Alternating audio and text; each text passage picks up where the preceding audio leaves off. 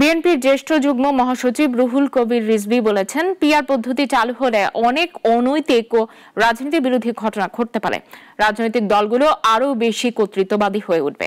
ব্রাহ্মণবাড়িয়া লোকনাথ দিঘির মাঠে জেলা বিএনপি আয়োজিত সমাবেশে প্রধান অতিথির বক্তব্যে তিনি এসব কথা বলেন।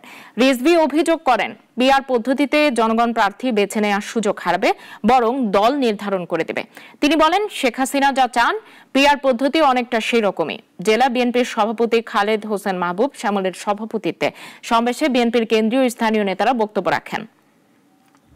হঠাৎ করে এই কথাটি দুই একটি রাজনৈতিক দল বলছেন, যারা অনেকে ধর্ম নিয়ে রাজনীতি করে তারাও বলছেন, আরে ভাই, আপনার এলাকায় কে এমপি হবে আপনি জানবেন না?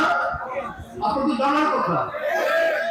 কে অত্যন্ত ভালো মানুষ, কে সাধারণ মানুষের সুখে দুঃখে আনন্দ দেবে, আপনার কাছাকাছি আপনার পাশাপাশি থাকবে, সেই লোকটাই আপনি বাছাই করবেন।